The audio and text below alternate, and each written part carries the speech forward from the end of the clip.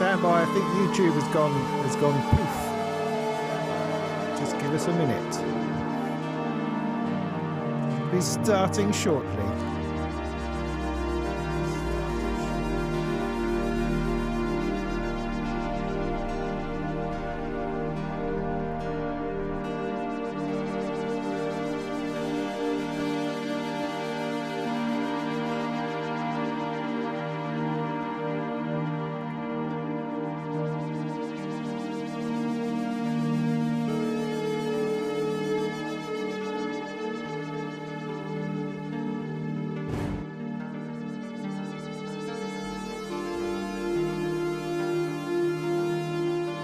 Okay.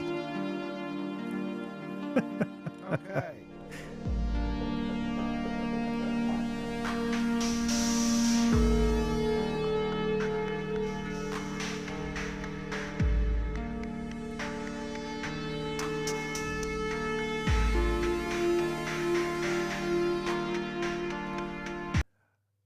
Okay, that was a rather lovely, abrupt end to that. Good evening. I believe somewhere, somehow we are live. You're very, very welcome to join us this evening. Hi, I'm Robin. This is Molten Music Technology, or Molten Modular, and we're here to talk about all sorts of awesome things. I'm just getting a little bit of a return. We're also restreaming tonight for the first time. I'm going out to multiple places. So hello to people on Facebook, hello to people on Twitch, hello to people on YouTube. Do let us know in the comments if there's anything weird going on in the audio. I will do my best to direct comments to the right places. This evening, we are talking about a couple of things. Talking about Endless Studio. Endless Studio is an interesting piece of software that is all about online collaboration and musical collaboration in order to pull ideas together. And that is giving birth, perhaps, in its own marketplace, a way of using this newfangled NFT technology to allow people to trade risk between each other. Something we'll talk about in a little bit more depth in a moment. But the starting place of this discussion this evening, I have three fabulous guests that I'm going to introduce you to, and we're going to talk about what this all means, the pros and cons. We're going to see if we can unearth or get to the bottom of what this is all about, why it's so divisive, and just talk, discuss these things. That's the plan, in a lovely way. There's a lot of delayed echo, says someone. Thank you. Discuss these things. That's the plan, in a lovely way. I can hear myself, and I'm not sure where that's coming from. I'm just going to try to track that down. Give me 1 second. I can hear myself, and I'm not sure where that's coming from. I'm just going to try to track that down. Give me 1 second. I can hear myself, and I'm not sure where that's coming from. I'm just going to try to one. Well, that killed that. Okay, so my first guest I'm going to bring on is... No, should I bring them all on? Oh, I don't know. My first guest I'm going to bring on... Let me enable everybody's audio. So, all you in the back there, you can stop talking for the moment, and I'm going to turn you all back on. And with a bit of luck. Gaz, I'm going to bring you into play. How are you doing, sir? Good to see you this evening. Thank you so much for being with us. And Happy New Year. We can still... It's still relevant enough to say that, I think. I think so. Yeah, and hopefully it's going to be a good year. I think music festivals seem to be starting up again. It's going to be a good year. Hopefully, fingers crossed, we're going to get back to some kind of normality. So that's really exciting from a musical point of view. And I'm going to be doing some gigs in the summer, Awesome. modular gigs. So I'm really excited about that. Hang on a second. Oh, I think I found it. Try that. Yeah, that's better. I found it. Sorry, it was the feed from Twitch was coming back through and doing the thing, and I was disappearing into some sort of paradoxical loop of craziness. That's better. Good. Thank you. I can focus a little bit more. So thank you, Gaz. That's enough from you. Yeah, You've cool. already It's just spoken those big silences, Yeah, that's just what you need in a live stream. Right, let's move along. I'm going to now introduce you to... I wanted to big you up a little bit before that, Gaz, because the reason that you're on this particular stream is because I'll bring myself back in for this. God, You know, I haven't quite finished my neck back training course. I've been working my way through it for the smoothness of these sorts of things. But Gaz, you were present at the Sonic State discussion about NFT along with BT, which was a fascinating thing to watch, and was last year when all this sort of stuff was kicking off. And I really valued your questions because, I mean, it was baffled. The whole thing was a video of bafflement, people going, what? And and I'm going to continue that bafflement, really, because I'm still baffled. So I'm hoping to be debaffled. Yeah, well, that's exactly why we're having you on, you see. That's what we need. Great. Yeah, get the baffled guy in again. Get the baffled guy in. Right, so let me move swiftly on then to bring Ben in. Ben Jordan is a musician. He's a cage fighter. He's a scientist. All sorts of interesting things. I've really enjoyed your videos that you've done over the past 6 months on NFTs. They've been enormously helpful to me. And so I thought you were an ideal person to bring onto this kind of discussion. How are you doing? I'm doing good. I feel like I'm on drugs with the echo. Like I feel like I'm in a crowded bar, right? Where time exists in different fragments, and it's interesting. The people in the chat are very excited about it too. No, now I hear myself. Yeah. You are still getting yourself echo, a little bit later. Yeah, about 7 seconds or so. Yeah. That's. Can you? I'm just trying to get rid of the classics. Like I've still got my. I almost want to sing and just try and make like a D sharp add 9, just flowing through the entire. I wonder if you turn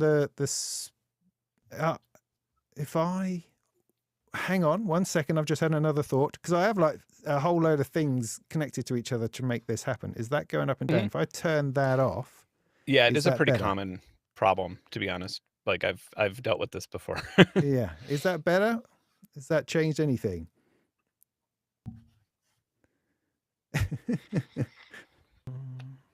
No. Yeah. No. Okay. Can you hear me? That's a problem. So let me turn that back on. 1 second. So I turned my mic off there, and that obviously was not the answer. Wasn't the answer you were looking for. All right. Well, we'll. I mean, I can't hear. I can only hear single Ben.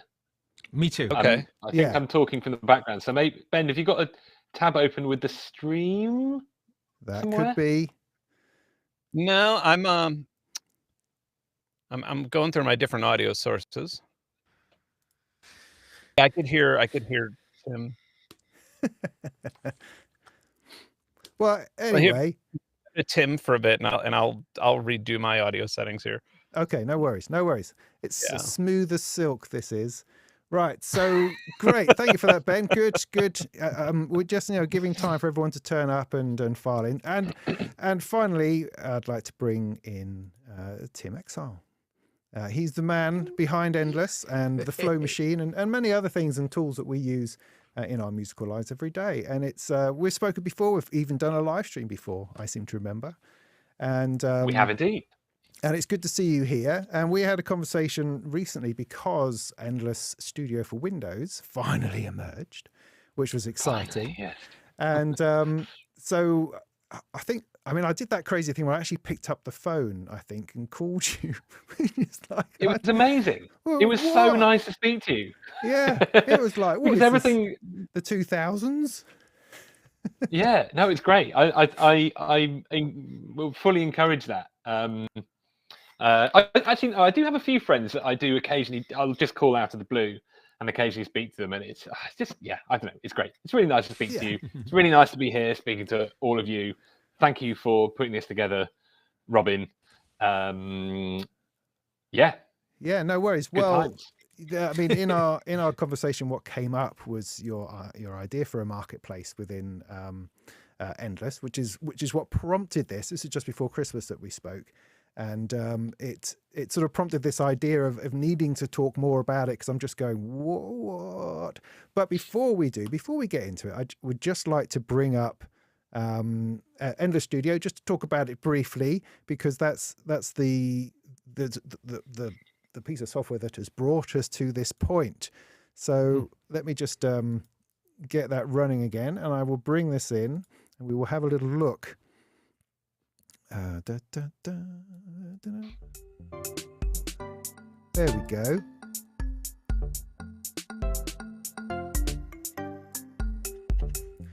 So Tim, in a nutshell, picture us the endless piece of software, what it is as an app. So it's a kind of all-in-one solution for just real-time music creation.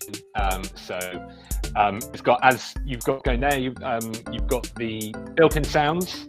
So you've got a whole bunch of sounds in there to get you going that will allow you to build up riffs really, really quickly. You've also got a mic in, so you can sample any kind of other sound. You can sync up drum machines. You can use VST plugins. You can also run in the studio as a plugin inside your DAW. And so the kind of like hardcore endless crew, they are probably mostly using external sources to come in, but there are still, a bunch of sounds in there for you to be able to just get going, make music very quickly. And the idea is to really kind of reframe music creation as more like an interaction rather than this long production process. And I think one of the most exciting bits about Endless is that you can also do that together with people from all over the world. So I think right now, Robin, you're in a solo jam, but there are also public jams basically, which allow you to create riffs with other people, to trade those riffs back and forth, remix them, add new layers to them. And inside that jam, you have a full history of all the riffs that were created. So it's a kind of like non-destructive, live, collaborative music creation tool and platform. Good. Yeah, nailed it, I think you'd say.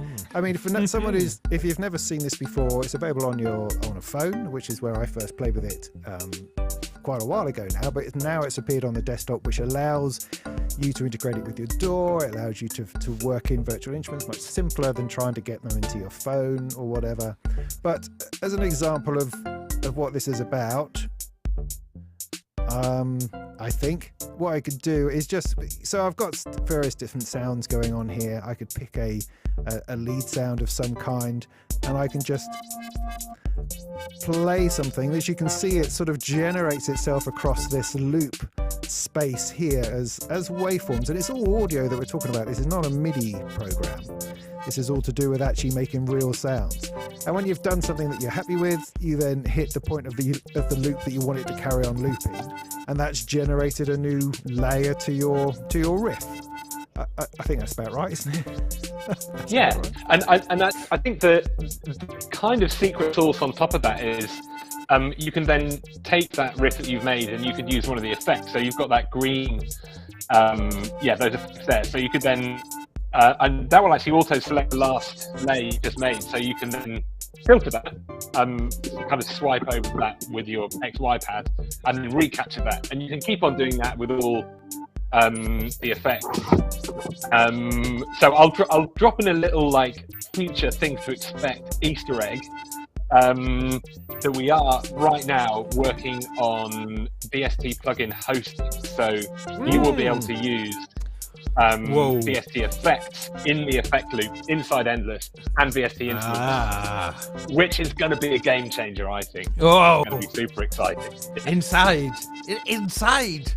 Wow. Inside. Wow. Yeah, I've seen demos of it working. I mean, we've got a lot more stuff to build, all the interface around it and how it works. But just to drop some little future bombs in there. Yeah, nice. Well, look, let me bring us all in our gloriousness, and see where that takes us.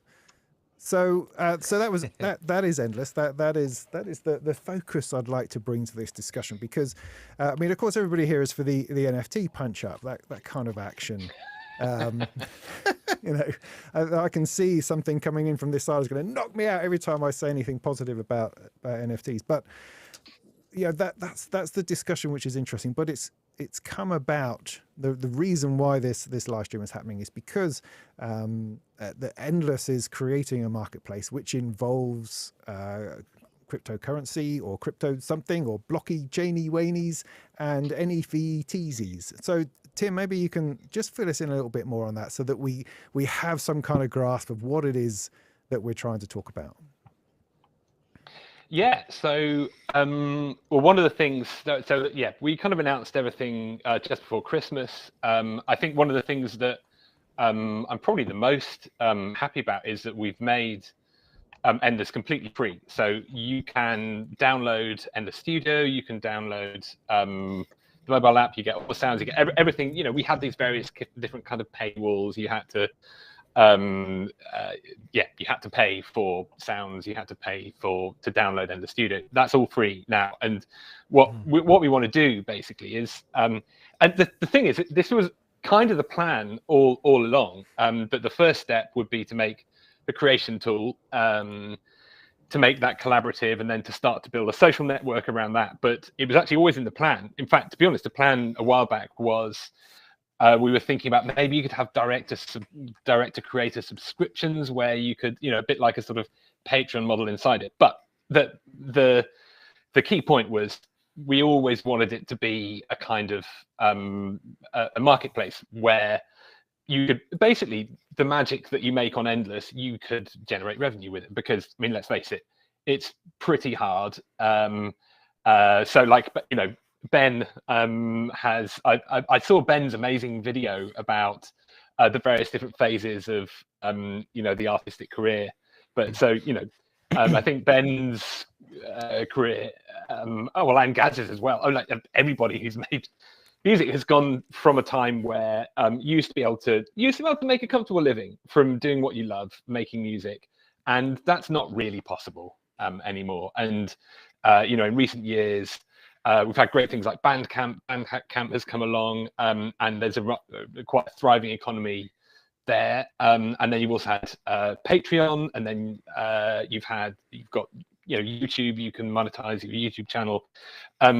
But, you know, the revenue you get from there is kind of slim pickings. And, you know, I heard about all this NFT stuff and all this blockchain stuff. Well, I'd been tracking it for quite some time. But it was about 18 months ago that it really started to come back on my radar. And, you know, I was hearing about NFTs, and I was hearing about all these you know, it's stuff that I didn't really quite understand at the time, and then it just suddenly it was everywhere about this time last year, and it was hugely controversial, and you know, still kind of is, and still is a very divisive topic. But you know, there are, aside from all of the kind of lurid headlines about scams and huge sales of this and that, and people trading Bored Ape Yacht Club pictures for millions of dollars. I mean, yes, all of that stuff is happening, but there are, and the stories that we don't really hear about that much, you know, there are artists who have started to find a new model to connect with people who really connect with the art they're making, and, you know, generate revenue in different ways. And yeah, it is a totally different model. So basically, we're building a marketplace into Endless, and that is going to use NFT technology. We're building on the NEAR protocol, which is a proof of stake blockchain. It's also sharded, and here we're getting into the tech. We have to start somewhere. So basically, it means all the environmental issues about, you know, burning energy to verify these transactions, is not really a problem for proof of stake. I mean, it does use some energy, but it's comparable to, like, you know, we did a kind of fag packet calculation that it takes about as much energy to create a riff on Endless as it does to, you know, mint an NFT on the NIP protocol. So I'll stop there, rather than just because I could just rabbit on for hours about this, and see where the questions are and where the points of bafflement might be. Good. I think we should jump in on that one, Robin. I think about the environmental issue, and just head on, take that on, and explore that first, and then I think, because I think that's the elephant in the room, isn't it? So I'm like probably the loudest person when it comes to environmental issues and crypto. In the last year, I've been involved in crypto a whole bunch, and I've not done one interaction on a proof of work blockchain. And it's not because I'm high and mighty. It's because I didn't feel like paying a gas fee, because it costs a lot. And what Tim's doing is not on a proof of work blockchain. And honestly, I feel like most people, when they're angry about NFTs, it's about environmental issues and energy use and stuff like that. And when we get into, and so like, I think when this was a little bit controversial when Tim first announced it, I didn't really understand it because like, why is this controversial at all? Like all of my videos were about people using proof of work. People are still minting NFTs on the Ethereum blockchain on Ethereum 1.0. And they're paying a premium to do it. They're buying miners new GPUs to use even more energy to, solve these hash phrases to unlock the transactions so they could do more. Could I just sort of dive in at the moment for the Sure. less read up on this? Is just to quickly summarize that when we talk about blockchain, we talk about proof of work. We're talking about Bitcoin and we're talking about Ethereum. They're the two big cryptocurrencies, I believe. Yeah. And in order to put something on its chain of blocks that indelibly stamps it with something, it requires a whole load of computational power to solve a problem to what they say is mint or mine or I'm trying not to confuse my terms, but essentially it uses a lot of energy to create that thing which then registers that product, that NFT, onto that system. And that's the problem with proof of work. So and concentrate on the word proof, because that's kind of what the whole thing is. That way you can't just say, I have 1 million Bitcoin. I have to prove it with all of this energy use, essentially. And I kind of wish that they initially called it proof of waste. Like, and I'm not even saying that in jest, but you think about it, because like in a better, if we were to like go back 15 years and like start over, and I could see something like, what if it were folding proteins and it, as many, if you folded this many proteins, then you would get a Bitcoin or something like that. I feel like that would have been a lot more useful. Or even if that computational power was being used in AI or in data centers or something like that. There's a lot of different ways they could use it, but this is just this is just solving Sudoku puzzles, essentially doing nothing. And it's hard. People are so polarized about these things when this is there's a spectrum of nuance in this conversation and in any conversation about anything in general, but especially about this world. And I think Bitcoin was a great idea from the beginning. Like, I still think it's a good idea. It's not an efficient blockchain. It's not a good thing to be doing now. But when you think about how it kind of came out of the housing crisis and all of the insane things that banks were doing to create this decentralized system, where not necessarily to replace them, but if you think about it, if we had like kind of an advanced, if we had the crypto world we had now in the year 2000, do you think banks would have been like putting junk bonds into packages and lending things to people who shouldn't have had it? Probably. Maybe they would have been a little bit more careful, because the government could have said, hey, we're not going to bail you out. We're just going to have people use these things that don't need your servers for the transactions. Like, as long as there's an alternative, it does make the world a better place. And so anyway, so proof of stake, you use existing currency as proof. So for example, if I put money into Tezos, which is a proof of stake coin, I actually earn interest on it as if it were a savings account, because I'm essentially I'm not mining, but I'm staking. And other transactions are using my existing currency to prove that I actually put money in it, if that makes any better sense, or if that's a good way of explaining it. Yeah, well, what happens in all the proof word is the key. It's a mechanism to basically allow multiple distributed compute, any number of nodes, basically to come to a consensus over what actually happened in any network block. And so there needs to be a mechanism for keeping these miners honest, because basically all you need is for 51% or more of the network to say that something that didn't happen did happen for the network to be compromised. So you need these mechanisms to keep all the miners who are the nodes on this network, to keep them honest. The way Bitcoin solved that was, proof of waste, basically, to just make it so you had to. The early Bitcoin mining happened on laptops and so on. It would take, you had to have your laptop running for like a few days to get a Bitcoin or whatever. I used to get like 2 a day. Like really in the beginning. Wow. Yeah. I mean, I was really early, but it was easy to unlock, and I used to get them. Yeah. I used to get them very easily, and they were utterly worthless at the time. But yeah. But then with proof of stake, what each kind of each validator. So in proof of stake networks have validators rather than miners, and they basically say you have to hold a certain amount of whatever the currency is, whether it's Tezos or NEAR or Solana, whatever. I mean, most blockchains, the vast majority of blockchains nowadays are actually proof of stake. And so each of these validators will have to have a certain amount of currency to be able to be a validator.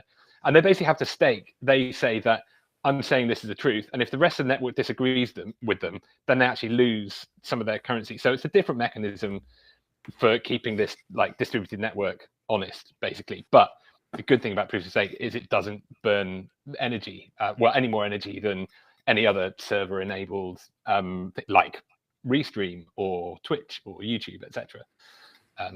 It actually uses quite a bit less than I think even credit card transactions use.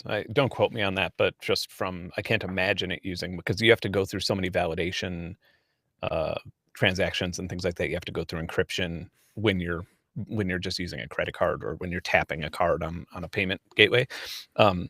So I think it actually, proof of stake is generally cleaner. The arguments against proof of stake that I heard they're not that great.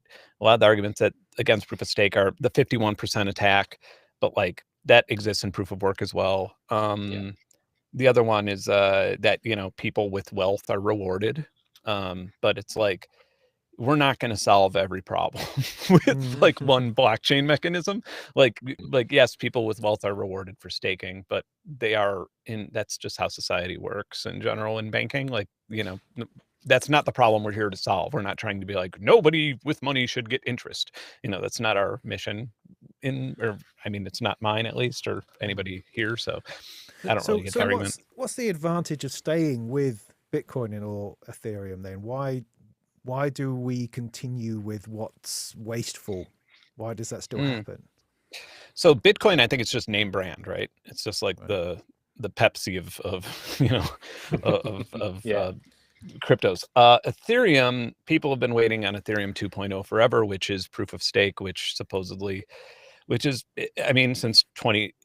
2.0 was the plan from the beginning in 2017. And right now, I can't say for sure, but what I think is happening is that a lot of people spent a lot of money on mining rigs, I believe they even bought a power plant in Montana.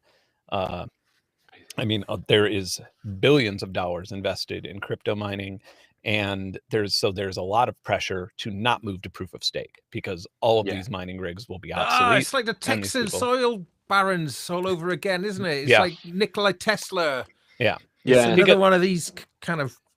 And so what you're now seeing is, this is, people are always asking me for, investment advice. And the only thing I say is, don't invest in proof of work chains, because those are going to inevitably go down.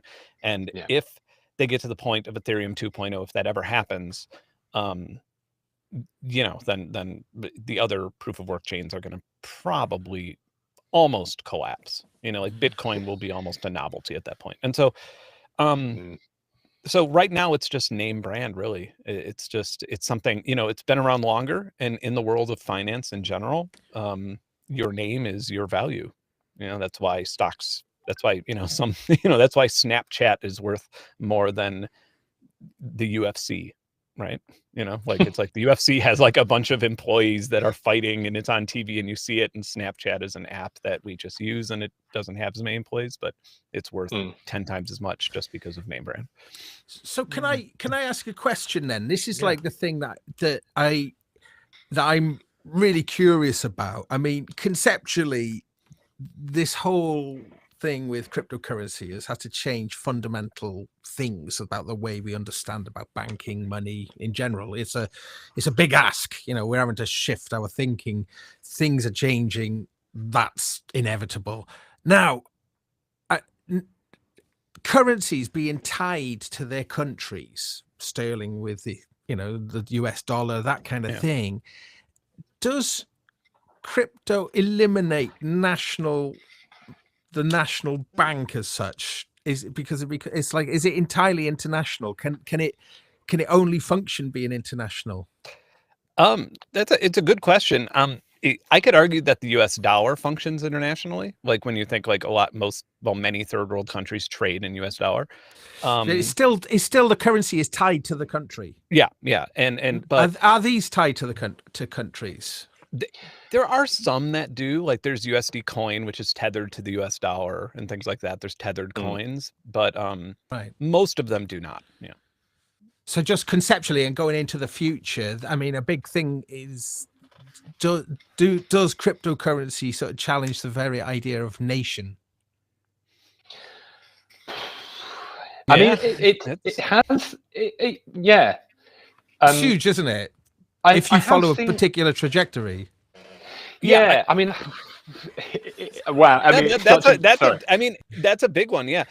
But I think like another thing that I tell people when people are like super against blockchain or something, one thing that I'm always just trying to be like, let's start here. Let's start by understanding that right now, every single transaction you make, the richest people in the country are getting a percentage of that. Every transaction, you buy an Apple, you pay your heating bill, you buy your child something, you pay their tuition. Every single one, you are paying a tax to the richest people in the fucking world.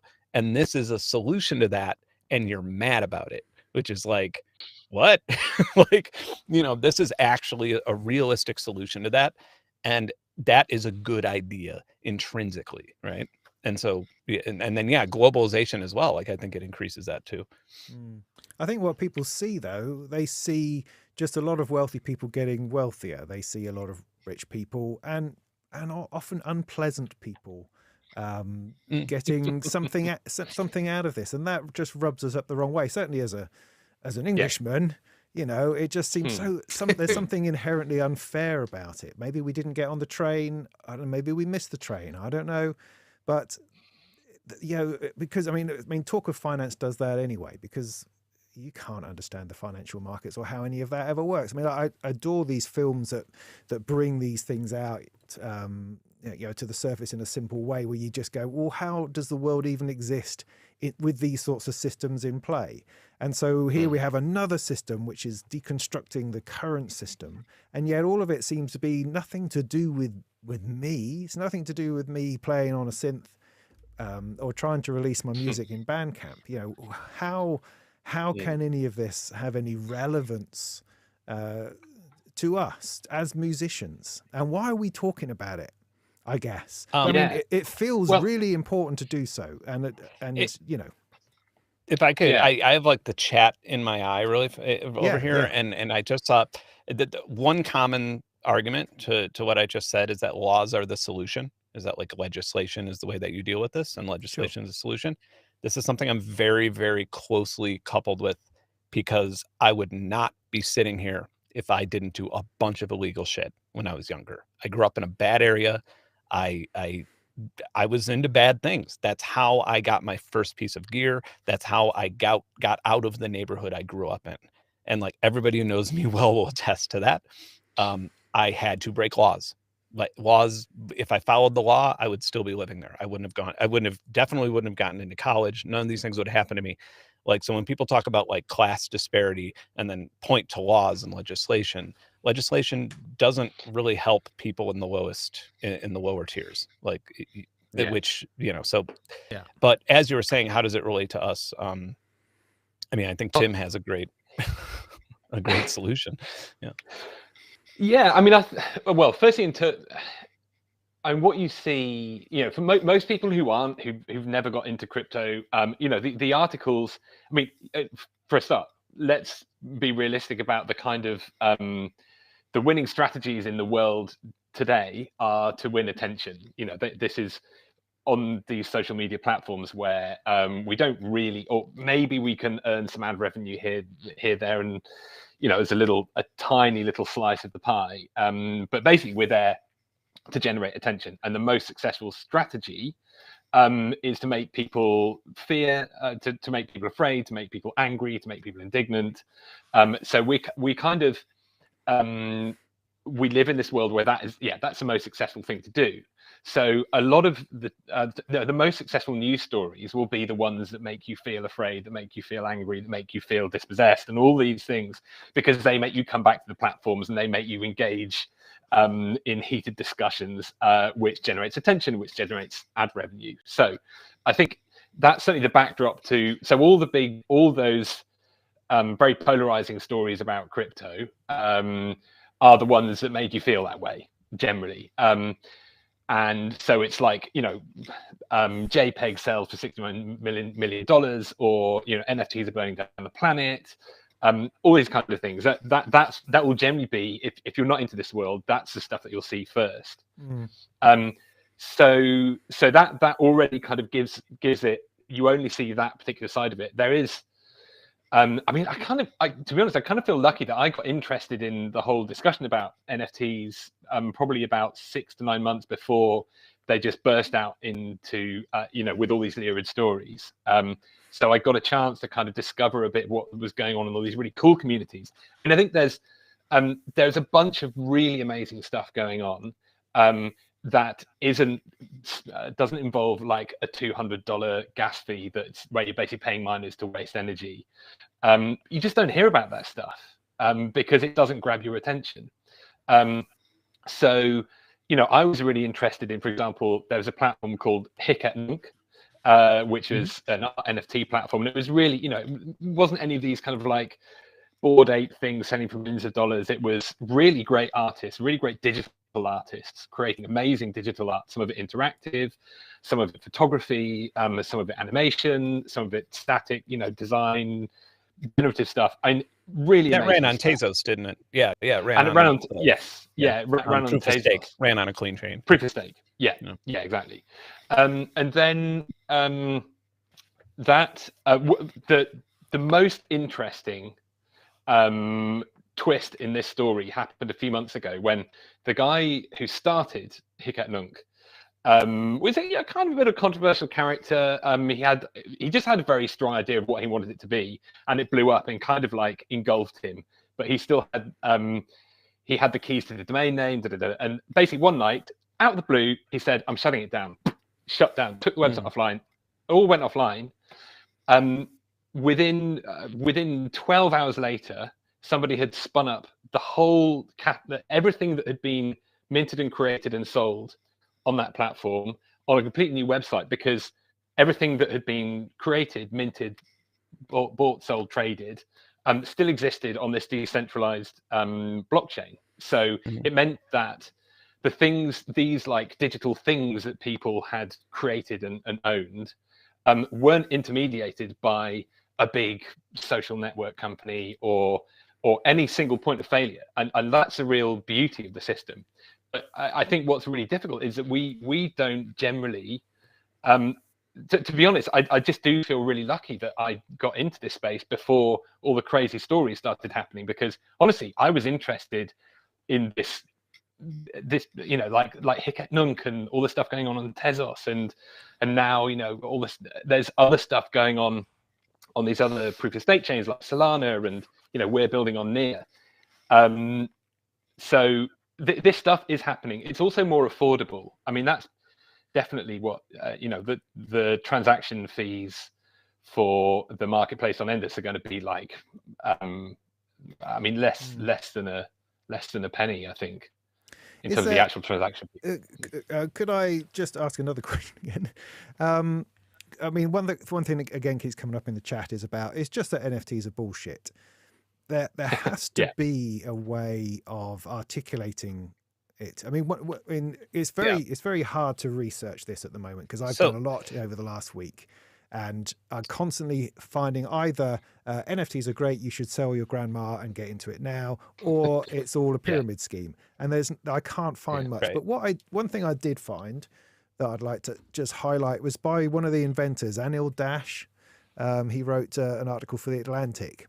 And basically him and this guy, I wrote it down and lost it now. Kevin McCoy, that's the other guy. They invented this. I mean, it wasn't long ago, 2014. And the idea was to protect artists. It was simply to protect artists. The idea that you could create a digital image and then you could protect it and stamp ownership on it in the digital world where everything is supposedly free and copyable and non-traceable. And this allowed them to sell a piece of work between themselves and profit from it and benefit from it. And that has to be the fundamental about what an NFT is. It's the opportunity to value an artist's work, whether that's a painting or a digital image or a crappy emoji or a piece of music. I mean, that has to be the fundamental thing that this is about. And when we say it's bullshit or rubbish or a pyramid scheme, how do those things correlate? Why is it? Why would it be a bullshit if it's purely about trying to trace ownership and giving people an opportunity to sell their stuff, which is what we all are trying to do ultimately? Brian Eno aside, of course, because for him everything is just fabulous. But for the rest of us, we are trying to sell ourselves and sell our stuff. And my basic understanding of NFTs is that allows us to do that in a way that we haven't been able to before. Perhaps. That's what I'm trying to grasp. Whenever, this is like my New Year's resolution, whenever starting a conversation about something where you have people against it and for it fighting each other, that's always nonsense from the beginning. And whether we're talking about the vaccine, whether we're talking about, anything, but especially something this technical, you have to say, okay, we have to agree on what we're measuring. If you're going to say NFTs are bullshit, how? What is the measurement of bullshit? We're taught that the sun is 450,000 miles across, but nobody can actually tell you if that's an infrared light, if that's invisible light, if that's in just helium gas or, whatever. Nobody can actually tell you what that is. And so we need to figure out what bullshit means before people say that. And that's like always how, and it's a great way to get into a nuanced discussion. Like, what are we measuring here? Like from the start. And so are NFTs bullshit? The thing, other than environmental issues with the proof of work blockchains, the things that I initially the thing that I was the most annoyed by is that we're using the word NFT constantly because it is an under the hood function. And by saying I'm making an NFT, that already polarizes it. And that already kind of because that's not what it is. It's like when you tap your credit card on something and you don't know what that's called, but it works and it works great. And we're all, and our lives are better as a result of it. It's an NFC anyway. Sorry. Yeah. Cheap joke. Cheap joke. But I think that at the beginning of 2021, I was kind of like, why are non-fungible tokens in everybody's mouth? And why is it on the mainstream, it's on the nightly news.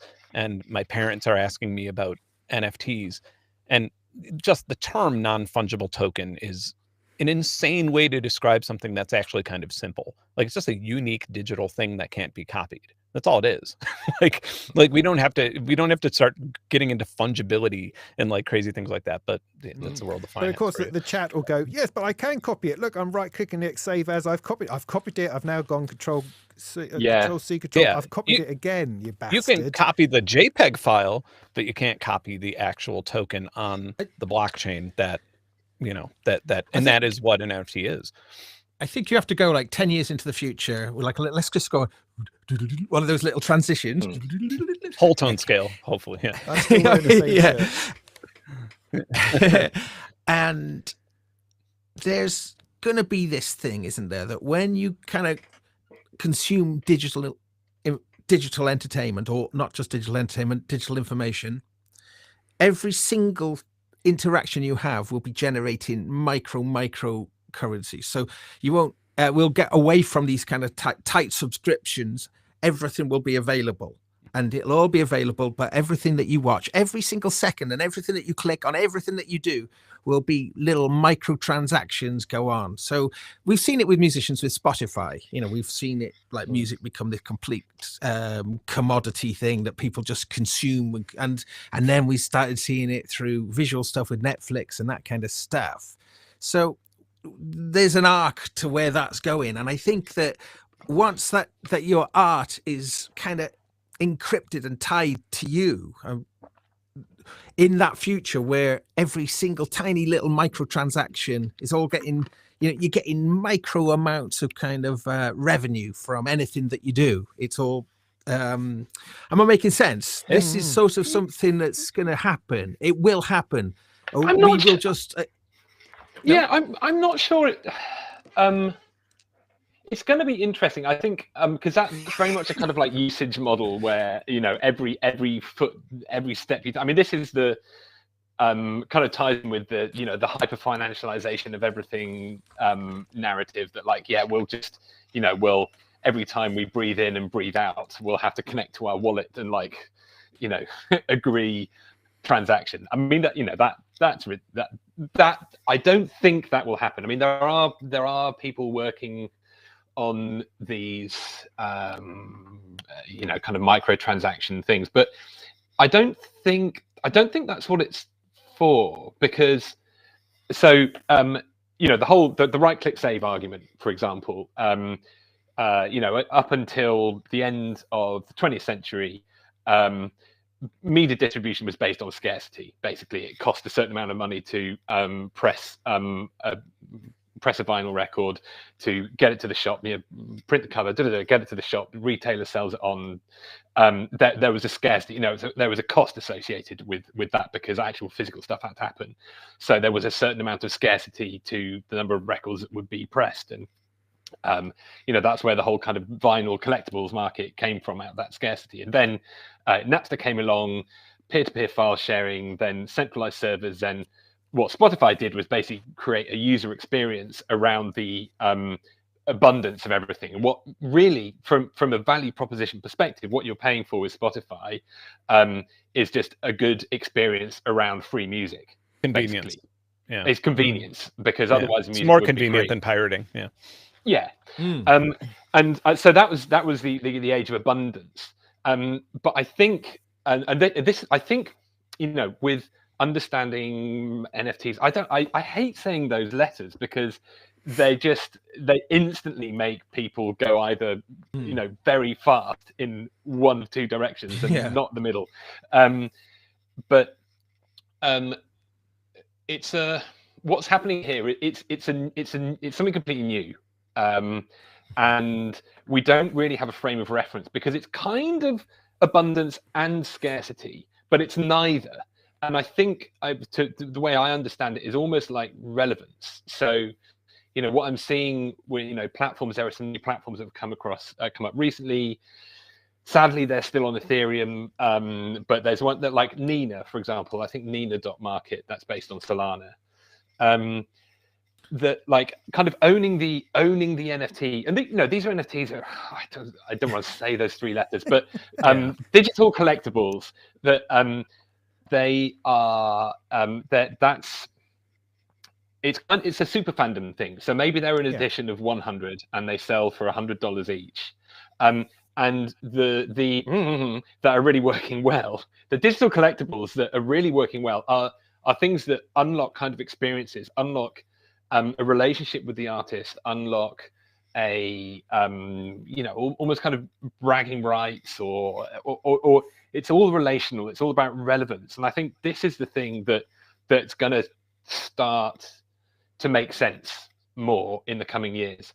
I'm not so sure that this kind of like that everything is going to be a transaction, but I think, the other use of this is that you don't have to charge people for tokens. There are a lot of people who are just creating tokens as a proof that you attended something, and that token, you don't pay for that. It's literally someone creates that, and it's a keepsake. It's a memento.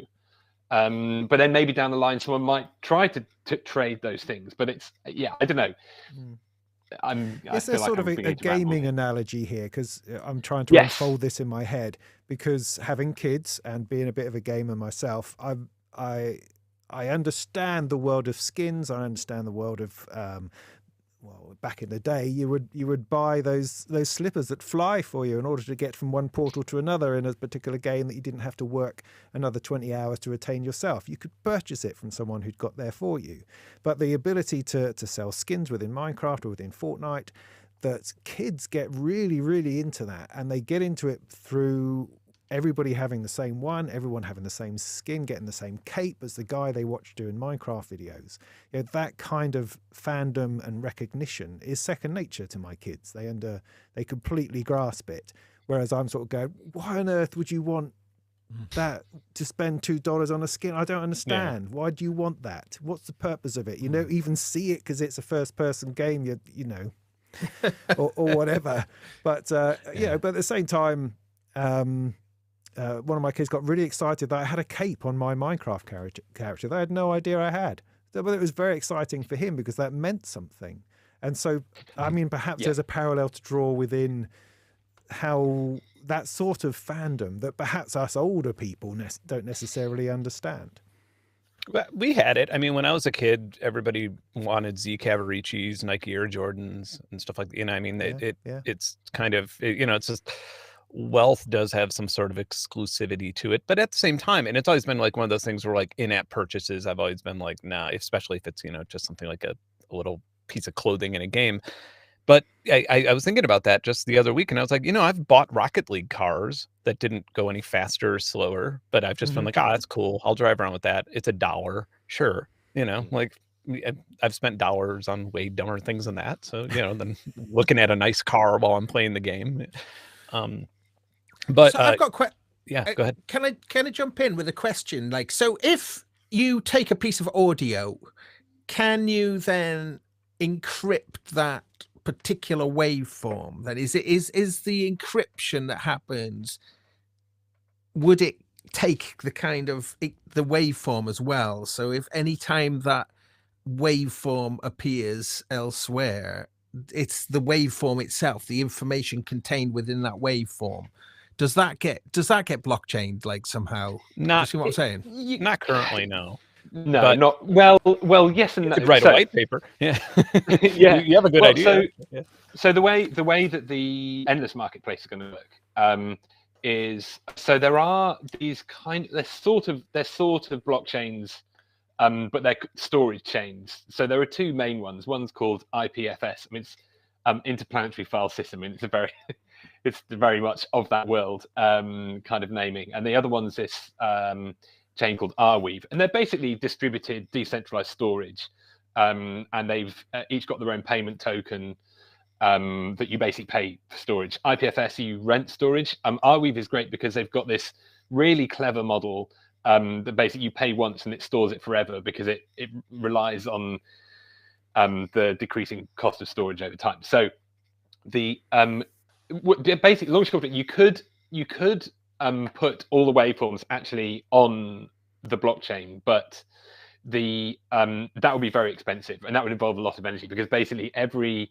single validator on the network would need to save a copy of that, and they'd also need to do the consensus mechanism over every single chunk. So you'd have to split it over a bunch of network. Basically, it's not practical. It's feasible, but it's not practical. So you have these storage chains like IPFS and Arweave. And so with the endless marketplace, when you collect a riff or future other kind of more extended formats, the audio and the web player, so the actual JavaScript that plays the audio back, is bundled up into a zip file that goes onto Arweave. Then the Arweave returns a hash, and then we then create the smart contract on Near which has a reference to the hash, a reference to all the creators, a reference to the jam on Endless, a reference to all the context that shows that that is the legit riff and that's where it came from. And then, so the metadata lives on the blockchain and the audio lives on this storage chain.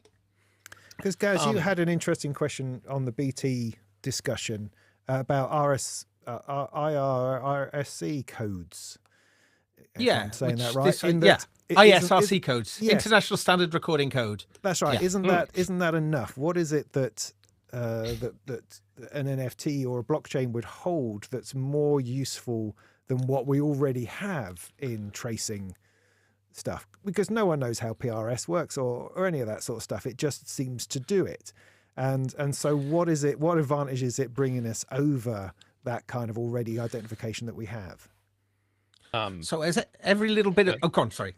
Oh, no, I was going to say, I mean, like one of the baseline things is if I want, Tim has music on Spotify and I am a Spotify member.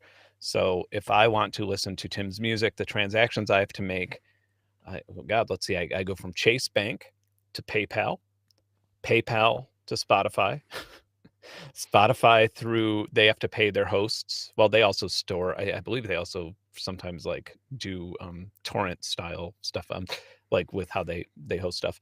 And then for Tim to get it, I'm just going to assume you're on like TuneCore or something. So it goes through Spotify's bank and then TuneCore. And then you have to go through like Payola or Payoneer or whatever with a TuneCore. And so you have to give another % to the company that puts it back in Tim's PayPal. Then his PayPal will charge a certain amount to put it back into his bank, which he has to have either minimum balance or something else to get it. How many hands are taking money out of this transaction? Like, it is absurd.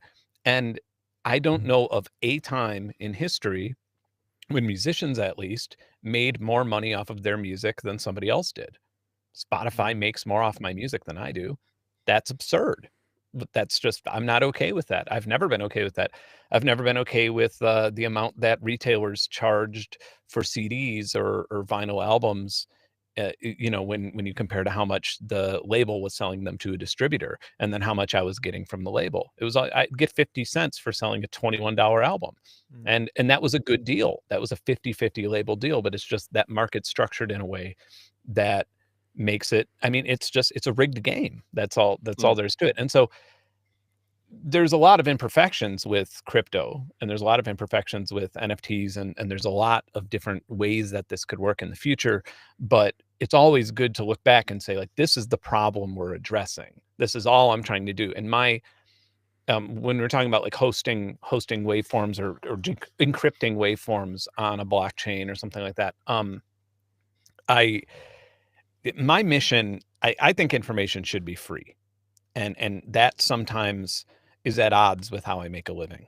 And I have to try and figure out how to make that work. Because I think that if somebody can't, it under no certain, if you go back and if you look at some old news stories that was in the mainstream media, like in 2009 or something like that, because I was at odds with iTunes because they weren't paying me.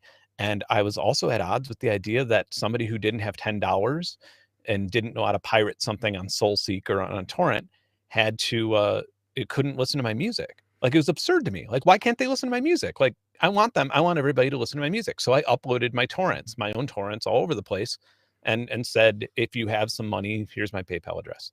But if you don't feel like paying me, that's fine too. And it worked tremendously. It worked great.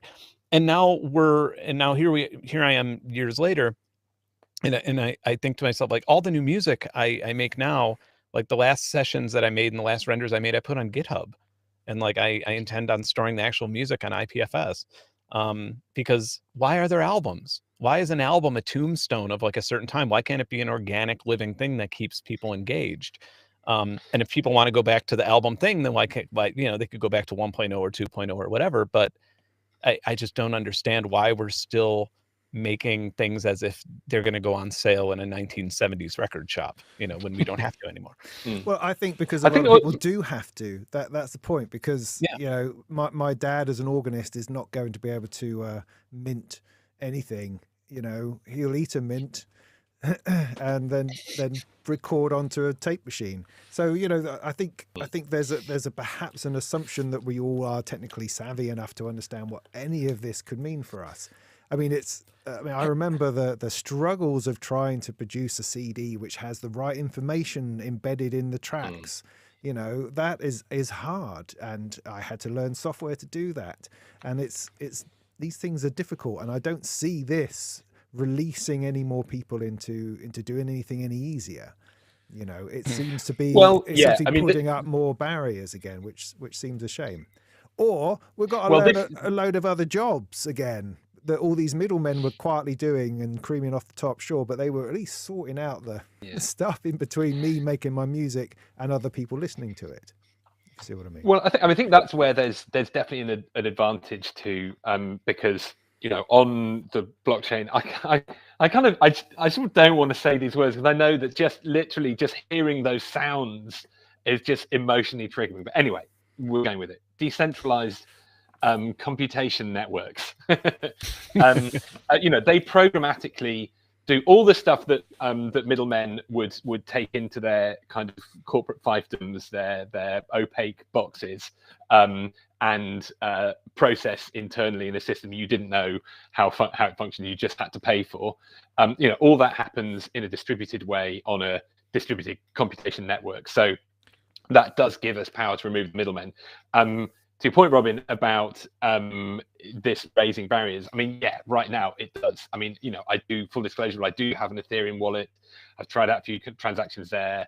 I've done way more transactions on Tezos. I've got a bunch of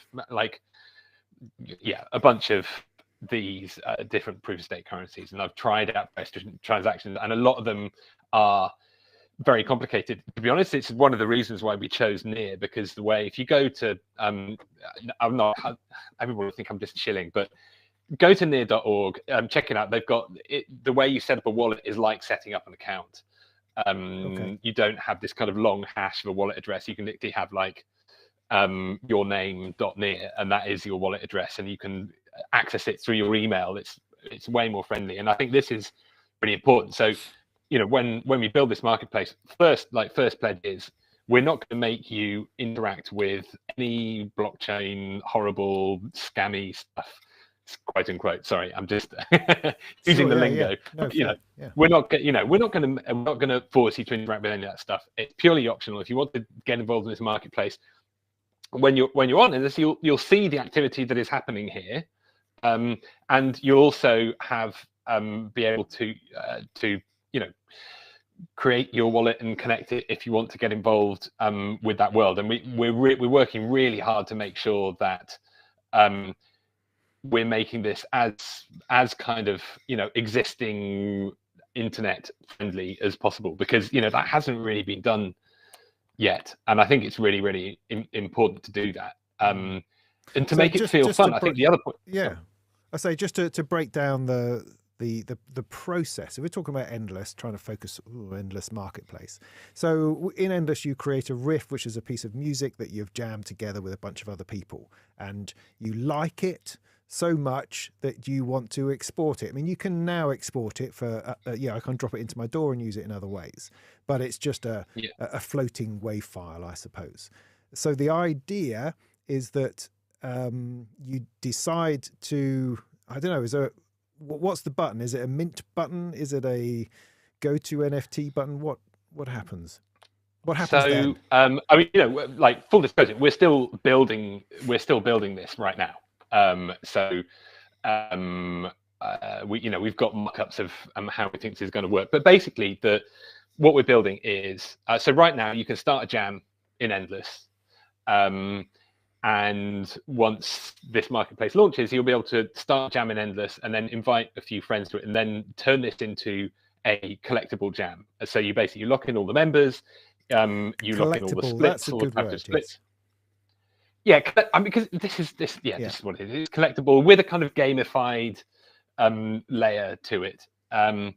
So you can then just jam away in this jam, and if you share the link to that jam, you'll see the risk. In fact, if you go to Endless FM now, one of the things we launched when we announced everything in just before Christmas was a live jams page. So you can go to endless with 3s.fm and you can see jams that are happening live now, or a few select ones. And so you could share a link to this collectible jam, which will take you to a link in the browser where you'll see all these riffs coming in, and you can browse through. You can either tune in real time to riffs being made, or you can browse back historically to riffs being made. And each of those, you will basically have a kind of collect or buy button, and the price of it will be set by the people who create the jam. And you can just hit that collect button. That'll trigger the mint routine on our server. So we'll do the minting for you, so you don't have to worry about any of that stuff. You just collect. It'll take a couple of seconds for the minting process to happen, for it to reach finality on the NEAR network, and then you'll see a confirm button. You confirm that, make sure your wallet's connected, approve the transaction in your wallet, and then it goes into your collection page. And then in your collection page, you've got all these riffs, little snippets of music, and I'm not sure whether we're going to be able. This will be done by the time we launch the marketplace, but we're basically building out this mixtape functionality where you can kind of arrange these riffs into little, kind of like J Dilla style donuts, little kind of vignettes, and then you can create mixtapes of those. So basically, your profile becomes a destination in its own right. And then if you want to, from there, you could also trade. People can offer to then buy those riffs off you, or you could set a price to sell those riffs on if you wanted to. So it's kind of like, imagine live jamming meets Discogs. That kind of idea. Yeah, sort of selling on your sample CD loop type thing. I suppose. Here's some loops I've made that you can purchase. Would these be able to, once they exist as a minted thing, could you then put them on OpenSea or some other marketplace? And would they be available? Could you sell them like that? Is that a thing? Cross marketing? That is a thing. So that's a thing. So we will probably, because we're building on NEAR, we're going to stick in the NEAR ecosystem first and foremost. There are ways to kind of bridge assets across networks, and you can, for example, bridge from NEAR to Ethereum and list them on OpenSea, but that'll happen over time. But probably, like Paras.id is the big NEAR NFT marketplace, and we'd look to, so another thing that's happening as part of this is that we're going to be open sourcing the riff format and all the code you need to play back a riff in a web player. So that we're going to be open sourcing. Another thing we're doing as part of this is like gradually going to be open sourcing more and more of the endless code base, because there's a whole other deep dive about tokenization and the economy that works around. But let's not go there for now. But so probably at launch, it would be great if we can get an integration with Paras, which is another NFT market space. And then over time, integrate with more and more. So as another thought, sorry, no, you go, Gaz. I'd like to cut in with this thing now. So go for it. Now let's take a worst case scenario. This is nothing to do with NFTs, but it's just to do with data. And this is like something that everybody should do. This is an idea that I want to start to promote. Is that in most people's drawers, you've got maybe like an old phone or something hanging around. Download the free Wikipedia and all the other stuff that you can. Do it now. That's what I've done with my devices. Because if the unforeseen great cataclysm comes, and one of the downsides of that was like the whole kind of digital system being knocked out, no internet, and all that access to information has kind of gone. We wake up one day, you go online, and then suddenly all that glorious, amazing amount of information is gone, and have it in your drawer just in case. All of that all of the stuff that you can get, all of the books and all of the amazing resources that are available. Grab it while you can, put it on one of your devices and put it in the drawer. There we go. Next, yeah, just that's my advice. It's good advice, Like, man. how, crop rotation, for instance, there are like amazing, unbelievable, in-depth articles on Wikipedia. Like, so you get Wikipedia offline. You can just get it. You can get it as an iOS. You can get it as an iOS app. It's like, I think about 8 quid. We're going to say an ayahuasca app. Ayahuasca app. Yeah, but everything you need to know about ayahuasca is all in there. It's all in there. It's like, it's this unbelievable amount of information that's been collated. Wikipedia, I think, is the greatest thing in human history, the greatest thing of all time. I think it's unbelievable, it's brilliant, and it sets a sort of precedent of how things should be done. So I'm sort of being a little bit facetious, but it's like you can get it. You convinced me. I'm literally at the Wikipedia download database thing right now. So grab it. Before I forget. How big is it? Well, you get it without some gigs. Wow. Yeah, but that's without pictures. So not just like smaller than like a YouTube video of like the raw video files of my YouTube videos. But it's just like, grab it while you can, because we're sorry.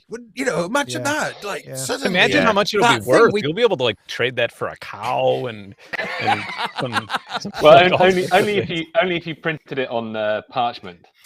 Yeah. Before the apocalypse, 50 gigabytes worth of parchment. But you can get those, what are they called? Faraday bags. And put it in a Faraday bag as well. Man, an EMP, honestly, like, not to get too far off topic, but like an EMP is probably the most like scary end of world event that I could think of. Like, EMP is probably like I mean, all it takes is a solar flare and boop, we're done. Yeah. So I mean, I was kind of saying that because then everything we're sort of talking about, we're back to trading sort of, beans again, aren't we? Yes, we are. But can you prove ownership of these beans? That's the question. Right. Yeah. And can you trace it back to the original beans? We're blessed with scarcity again. So talking of copyright, like we weren't. So a case scenario. So I'm in Endless. I've plugged in my door. I've got the Amen break, dropped it in there onto a riff, hit mint. Can I do that? Is that then mine? And how is that possible? Well, no, it's not yours. If it's copyrighted material, then it's not yours, and you shouldn't do it. Just in the same way that you go on. I was going to say, well, who says, and who's going to stop me? Well, it's more who's going to stop you. So this has come up on other bigger marketplaces. Basically, I know there's been a problem with people minting other people's art. That's been something which grabs headlines, of course. Sorry. Yeah. Copy minting is a thing. I mean, as with anything, there are bad actors, and also maybe just careless actors who might not even have thought about the copyright. But I mean, it's the same as any other thing. It's like from the legal side, if you want to defend, if you have copyright over something, you have to defend that copyright. Yeah. So all the sort of DMCA takedowns that we see on YouTube and on all like Twitch playbacks and audio getting muted, that's not because like some sort of magic big power in the sky decided that people shouldn't infringe copyright. That's because the copyright holders went and said, they sent their lawyers along and to enforce their copyright. And what they're wanting to enforce is actually the access. There are two parts to this. Firstly, on Endless, the audio is stored on Arweave. If you don't link to that, that's not really. Yes, there's a copy somewhere, but it's not being accessed. I'm not sure. I'm not sure at a technical level if it is actually possible to delete things off Arweave. I don't actually know that, but let's assume that you can't, because in blockchains you can't guts the whole thing. You can't go back and change history. But the bit of it that's stored on the blockchain is just metadata, so that's not really problematic. But anyway, there's a long way around of saying that what's happening in these cases where you are having basically DMCA orders issued to NFT marketplaces, the marketplace just delists them, and also will kind of like red flag the wallet address. So this wallet address is a bad actor. They can't list anything on OpenSea. Anything that they've created is not listed on OpenSea. So to the extent, also on the Endless Marketplace, if someone sampled Taylor Swift wholesale, didn't do anything with it, and her record label came and said, "You're featuring Taylor Swift, take it down now," then we just basically red flag that and remove that. So it's not, it would still live wherever it's living, but we just wouldn't reference it. Another thing just to point out with that, because like that is like one of the bigger arguments about like the copy minting and stuff.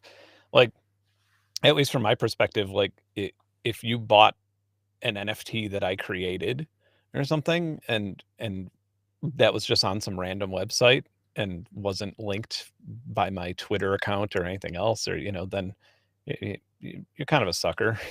It's like I if I minted an NFT, I want you to buy it or have it, otherwise I'm not going to mint it, and so or it wouldn't be for sale. And so it kind of does come down to that, like that you probably should do some due diligence. If you're seeing an NFT of an artist that you're familiar with, you probably should make sure that it's theirs, because you can also, you could buy a counterfeit DVD of a movie as well, in real life. And so it's sort of the same thing.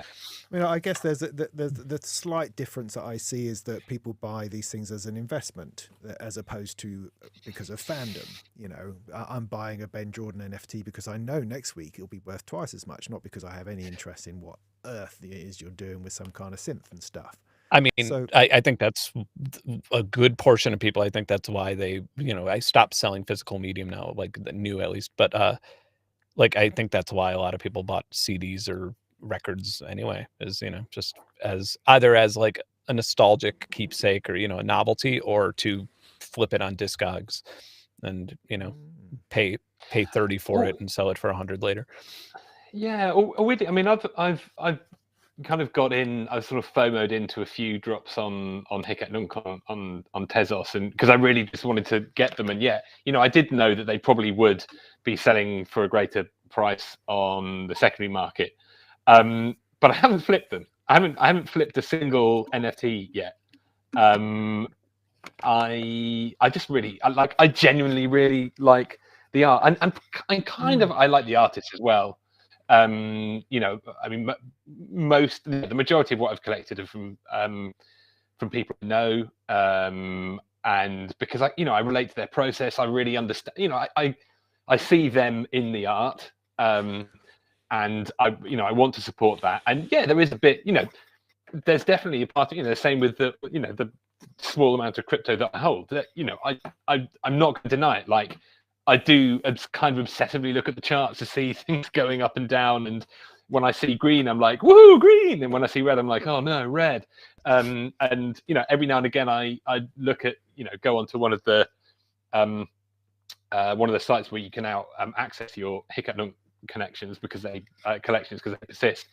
And I do, I look at the pieces and I'm just like, oh, I see the floor price of that has gone up. It's like both, and like, yes, there is the financial side to it, but there's also the beauty and the art and the relationships and the relevance and what it all means to you. It's like they're not, those two worlds exist in parallel, I'd say, from an emotional perspective. I've worked it out.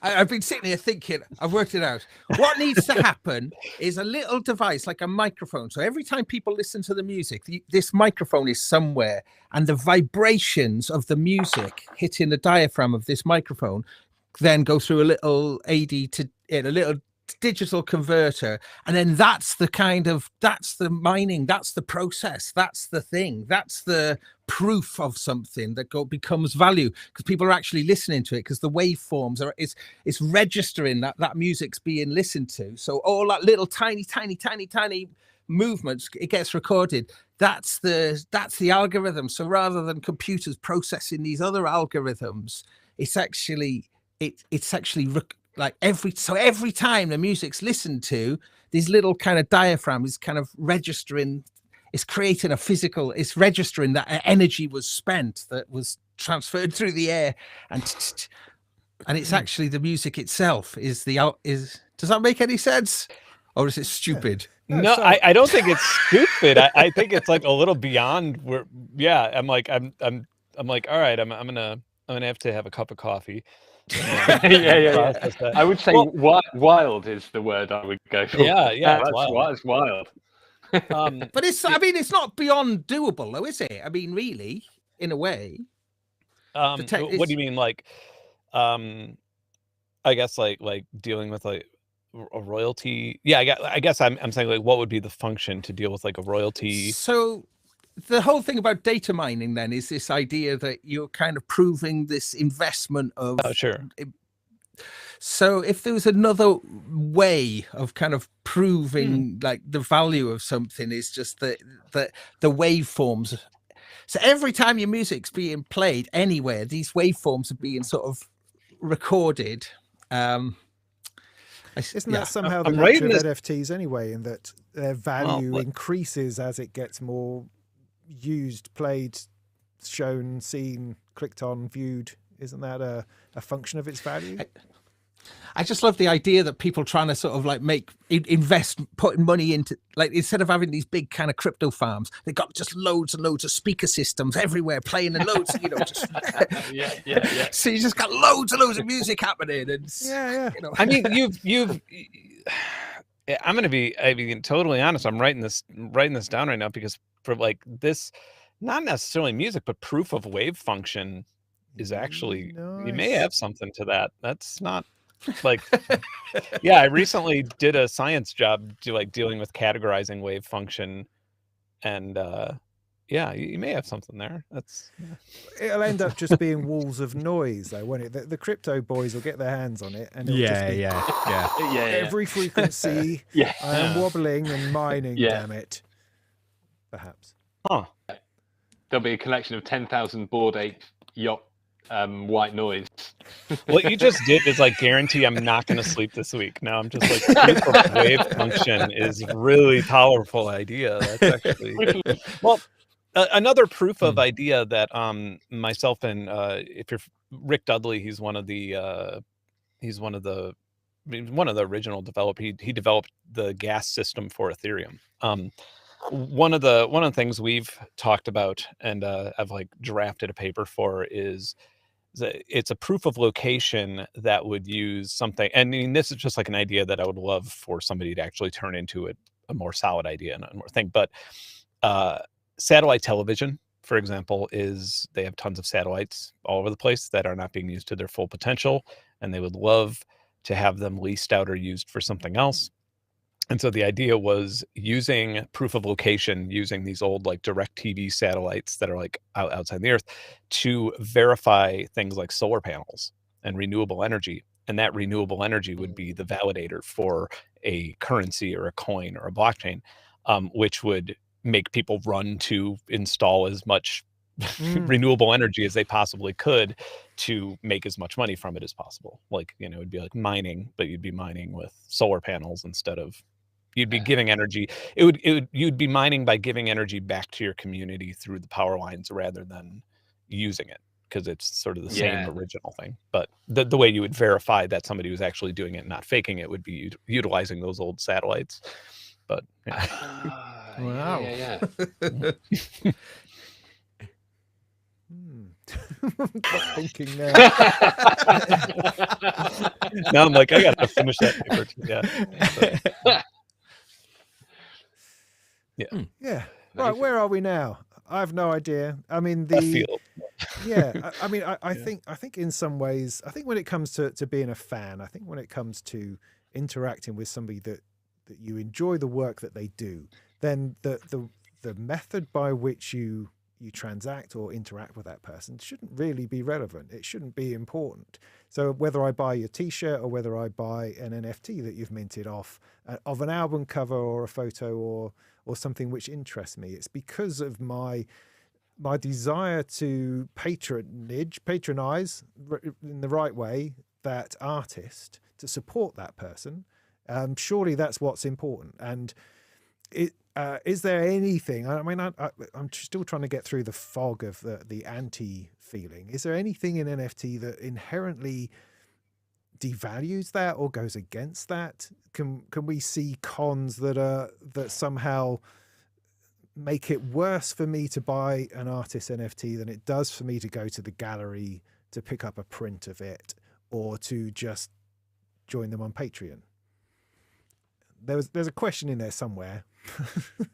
No, I mean, I'm trying to think of, like, you know, obviously, like I said before in the beginning, like the environmental impact of proof of work blockchains that most NFTs exist on. Yes. That people are still minting them there. They're still doing it day after day, constantly, no matter how. And you know, I feel like I'm just screaming into a wall of white noise and pissing into the wind at this point. When it's, you don't have to do it. You don't have to pay for it. You don't have to pay gas fees. You could mint them elsewhere. But there does come that, like, you know, those original NFT marketplaces that only are proof of work blockchains. Those are the ones that people, you know, think that their NFTs are going to be valued higher because they're, it comes back down to like a name brand thing. I just, you know, I tell people all the time, like, it just you shouldn't be doing anything with the proof of work blockchain because it's utterly unnecessary at this point. And the sooner that people stop minting NFTs on a proof of work blockchain, then the sooner basically, like, miners will have to go into a different realm of business, like, because that's, you know, if people aren't using Ethereum for NFT minting and stuff like that, then Ethereum is going to be more inclined to go to 2.0 and leave the proof of work environment. So it's, you know, I think that's why in my videos I've been so harsh to artists who were using proof of work blockchains. I think I've been harsher to artists who I've talked to personally about that, and then they went ahead and minted more things on proof of work blockchains, because I've been like, you know what you're doing, you know? But because I think, like, before it was like maybe you didn't really realize, and there's like the train argument, like the train's always going to be running. Who did that? Some foundation, I think, wrote a Medium article and acted like they were scientists or something, and just like wrote this little article trying to like do some Olympic level mental gymnastics to like show how mining, you know, crypto mining doesn't actually increase pollution, which was like the dumbest argument I've ever heard. But yeah, I mean, that's the big bad thing for me. There's like Tim said, there's bad actors, but, you know, when the internet, like I was around for the beginning of the internet, and there was a ton of porn and a ton of scams. You never wanted to give your credit card to any websites. You'd be always freaked out about that. Like, you know, you have that, and those people are the loudest in the beginning. Yeah, I mean, that's just, and same thing with Tor. You know, like Tor is known for being for child pornography and drugs, when like actually it's a very useful tool that, you know, or IPFS is even known for these things. And, or, you know, people are even like pointing at IPFS, any decentralized thing, and people don't say, well, Wikipedia ran on IPFS in Turkey when they blocked people from using the internet. Like, that's worth noting, not the child porn thing, but, you know, the other thing. Like, so it's always the most reactive thing is always the thing you hear about first. Yeah, sure. One question in the chat, which again, something that comes up a lot, I think, is that NFTs have one owner, right? So how can you imagine a music album being bought only by one person? To which I want to throw in the Kings of Leon NFT release, which seemed that I read about that in my early research for this stream, and it seemed to make the most sense I'd come across ever, in that I actually still get an album. I still get an album, right, that I can take home.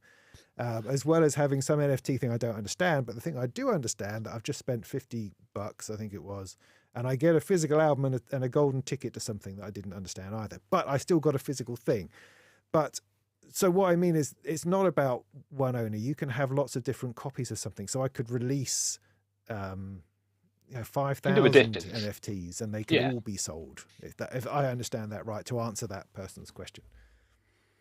Yes, you can. I mean, you know, it all comes back to, I think, the two words, like Robin, you said, you mentioned these both, gaming and meaning, and I think these are the two mechanisms or the two themes that I think will really help. I mean, there are some people who have just decided that it's all evil, and anybody who's even uttered the words is all evil. I can't say anything. I can't say anything to that. But if there's any curiosity about it, if you want to understand what the mechanics are that kind of drive this, and the communities are getting really deeply involved with this, I think gaming is really important. Game mechanics. So instead of using rules, we've grown up in a society where law is something that's executed centrally. It's used to keep society in check. And what's happening in these kind of blockchain, NFT communities, all the different wild stuff, probably most of which none of us have ever heard of. There's wild stuff, really interesting stuff happening.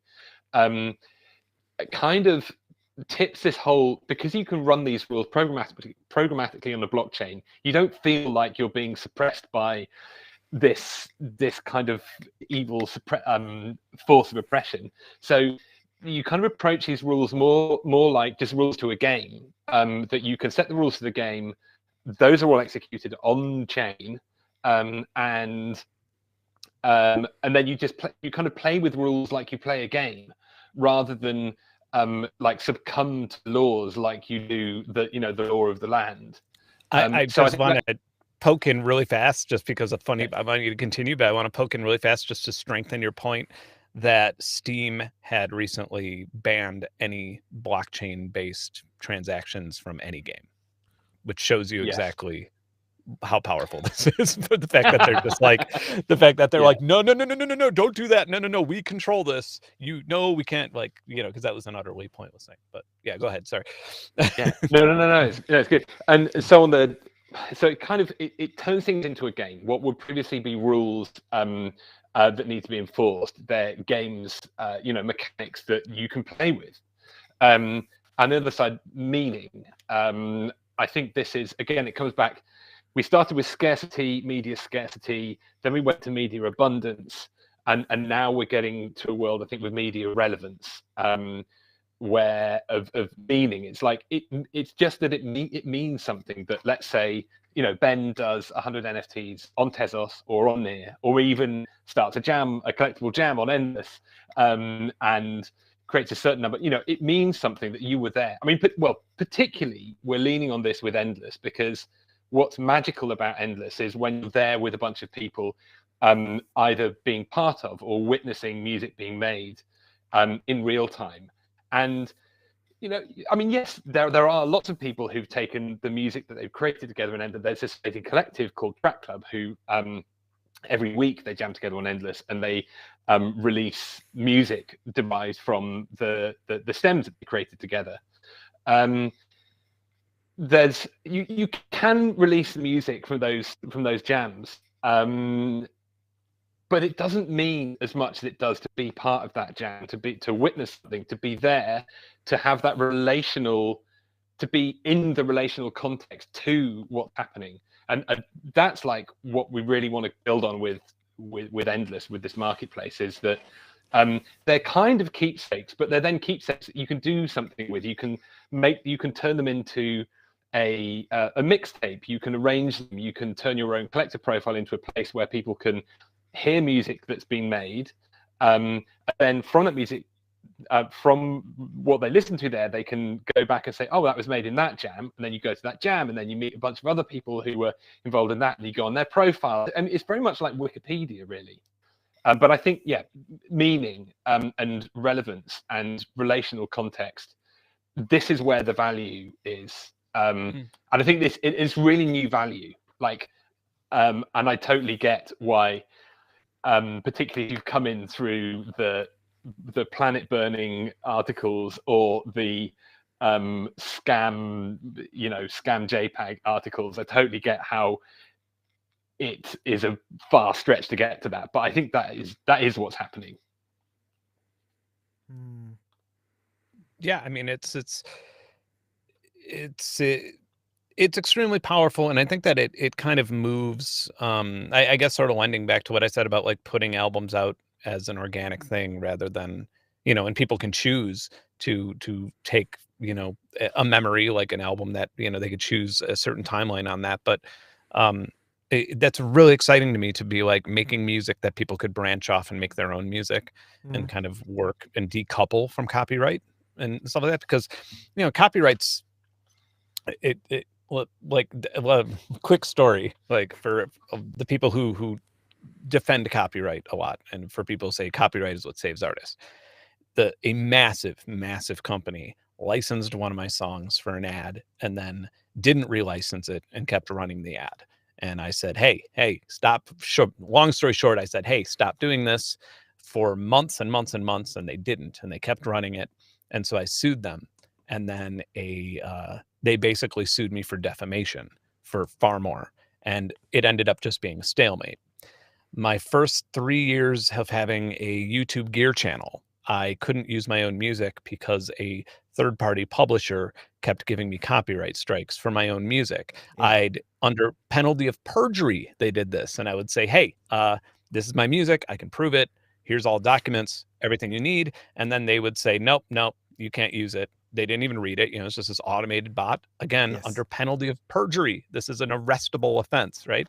And they just did it. And YouTube said, nah, they said that you can't use your own music. And then I couldn't use my own music.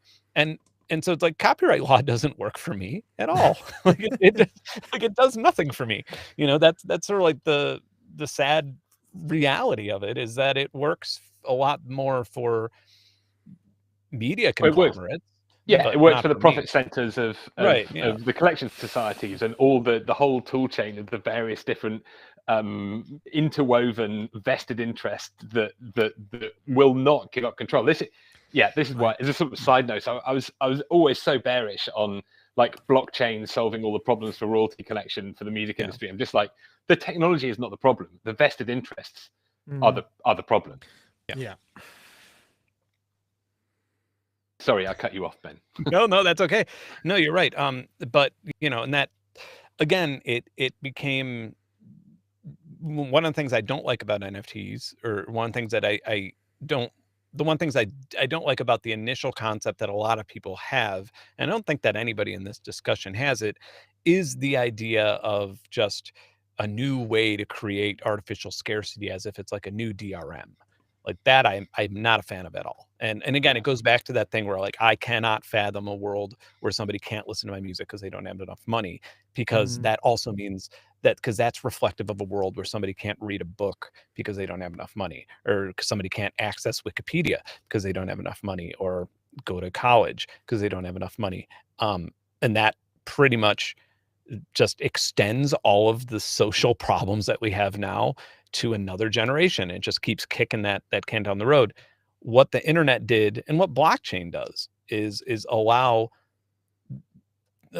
basically gets rid of scarcity for information. And that is so powerful that it gives me chills to think about it, right? Because it's just such a huge deal look, I'm a scientist who dropped out of high school like that. So this is where my heart is, you know, like it's that at the end of the day, it's like, I didn't go to college. I didn't need to. People talk about how bad their student loans are all the time. Like these are solvable problems using technology. And this is just another extension of it. And so I guess, again, to go back to like the original question, when somebody says, like, when somebody's super anti-NFT, when somebody's just all I want to say is why. Can you say in a sentence why you are anti-NFT? Like, because you can't really be pro or anti a mechanism that does what it's supposed to do. You know, like you can only be anti certain characters or certain extensions of it. Well, as Mikkel says in the chat, bullshit and bear shit. It's all shit to me. Bah! That's the that's your one line answer. Yeah. Yeah. But I reckon shit is where the future is, I reckon. It's like, you know, your turds. I reckon save your turds, because I reckon at some point they're gonna be, you know, sort of like a little log cabin out the back. I liked your earlier ideas. I unsubscribed from your newsletter with that one. We create a lot of methane. Yeah, I'm down for that. Yeah, I'll stop there. Yeah. Well, I mean, we should probably bring this to a close. We're heading towards a couple of hours if we're not too careful. And I think I'm hungry. Yeah. I think we've said plenty of things. I don't know that we've sold everything, but I think for me, I think to summarize my head where it is that I seem to have put some solid hooks into the idea of as a musician, as someone who would love to sell music and have that as a thing in my life, that it perhaps offers an opportunity of doing something which I already similarly do with DistroKid, or I do with Bandcamp, but it's another way of doing something along those sorts of lines. I can't really dig it in to see how much different it is, or whether it's going to give me an advantage. I can see how marketplaces will exist in this space, and that I can imagine, same as I've got to Apple Pay on my phone that I'm too scared to use in a shop because I don't trust that it actually functions, that I will at some That's point... much safer. I will at some point have a crypto version of a wallet on my phone which will function in the same way, and I won't have to worry or understand it. It will just, just be something, Like a lot of credit card companies are now using tethered blockchain stuff. So it's like a lot of people watching this who may be anti-blockchain are actually using blockchain to pay for their internet bill. So yeah, indeed. So I can conceive a time when that is just part of my transactional world, and I don't have to think about it too hard. And I would love for that to be based on something that's clean and something that's sustainable, and all those sorts of things. So I don't get the it's all horrible kind of thing. I don't understand what that's about, but I do understand that there's something in here that's moving forward. There's something here that's going to exist whether I like it or not, and I can see that I can use it potentially in my artistic output to offer something interesting or collectible or developable or collaborative within my output. And those feel like positive things to me. I don't fully understand all of it, and I know there's a lot of shit out there of people copying and crappy art and that, but that's always been the case. You go to any art auction and there are a level of people who throw a whole load of money around at bits of stuff that have no relevance to me.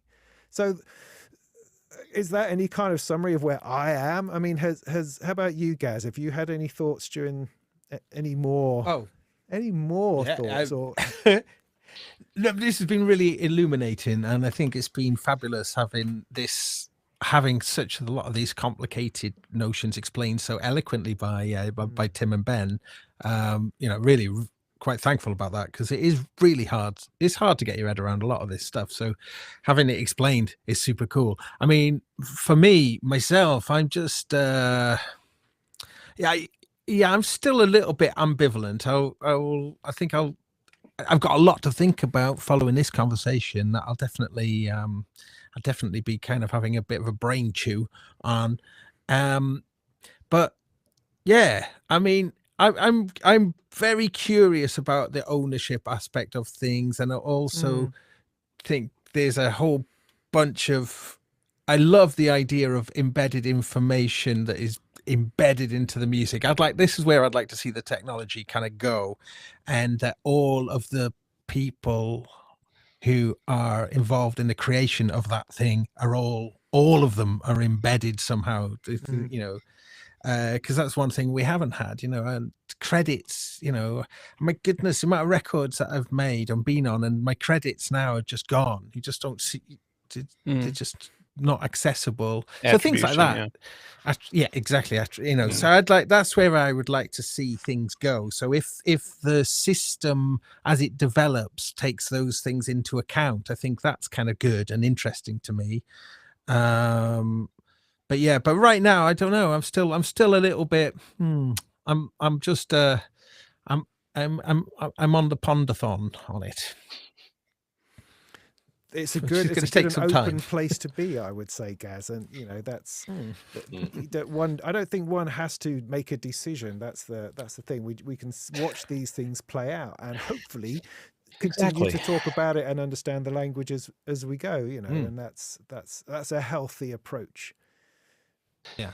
In my view. I mean, yeah, I mean, it's everybody should be agnostic about about NFTs, you know, like whether you're involved in it or whether you are, you know, on the opposite side and you don't understand what it is. It doesn't make sense to just cut something out and just pull the blinds on a certain thing and say, fuck that thing. Like, that's not a healthy way to live your life in any regard. And like, and I hate to go back to like the most controversial thing, but like, you know, one of the biggest examples of this, like to just play devil's advocate, is like the vaccine. Like, I thought that people, I was a vaccine, I was in the trials, but I still thought that people asking questions like, oh, am I going to be sick? I'm not sure. These are good, healthy questions to be asking, and they shouldn't be called idiots for asking it. Those questions should be answered, because information should be free for them to hear. And but yeah, I mean, there's nuance to all of these things, and that's where you find the right answers, and that's where you find how they fit you best. And yeah, so chill out, everyone. Yeah. So Tim, why don't you baffle us with some final words? Closing argument. Yeah. Closing bafflements. Yeah. No, I think I really just want to echo what Ben says. I think there's a lot of complexity. Yeah, kind of what I want to echo what everyone says, really. Like, do be agnostic, do be skeptical, do challenge like points of view that seem to be very like maximalistic in a certain direction. I mean, you know, I've felt like this whole year, or I don't know, 18 months, or I think it was about a year, that I started publicly talking about NFTs and and frankly, you know, it's a painful process, because there are, you know, kind of like crypto maximalist people who I talk to who are just like, yeah, you're not really, you know, they're don't take me seriously because I'm not a maximalist. And on the other side, there, you know, people who don't who think that it's just like an evil, you know, the number of people I've said, yeah, we're doing this, and they're just like, oh, well, I'm never going to talk to you again. You know, I mean, it is painful, definitely, but you know, like Ben says, there's this technology is underway. People are doing things with it. There is new value. You know, it's going to be difficult to get our heads around it. And I don't know.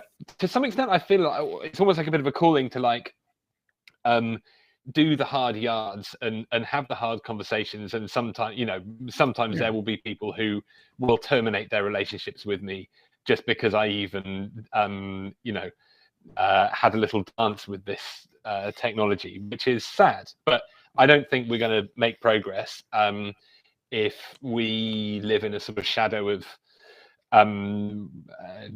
fear about these things. And I think there is a lot to learn, and there's a lot to figure out. There's a lot yet to be built, and you know, I just want to I don't know, maybe another thing I was saying, sorry, I don't want to rabbit on, but like also in terms of how we're structuring Endless now. I mean, I haven't mentioned the Endless token, but you know, some point this year we're figuring out exactly how to do it. It's a very complex thing to do. We really want to do it right, because there are many ways to do it wrong, but we're going to be issuing a token as well, which is essentially going to be like community owned shares in Endless. And quite honestly, from an ethical point of view, the path we're going down now, I feel so much cleaner, because the way we were set up before, because of what we're trying to do, involved basically it would cost more than we would make in profit for a long time. So we had to get capital. The way you get capital to do that is you get investors, and the investors own this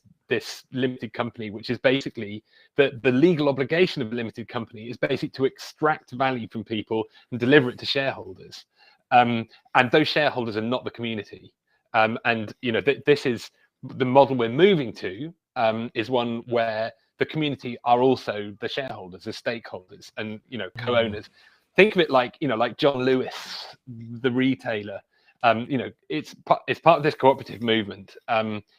So actually, weirdly, it feels weird that on some side people have decided that I'm just fucking evil because I've danced with this technology. But on the other side, I'm like, actually, from an ethical point of view, I feel so much better about this, and I feel so much more the right part of what we're doing. If that makes sense. Yeah.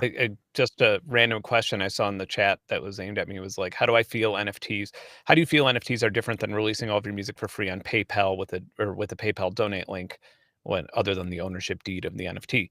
And the answer to that is very simple. You could download all of my released music through my Patreon right now, but 10% of that money goes to Patreon, and then an additional percentage goes to PayPal.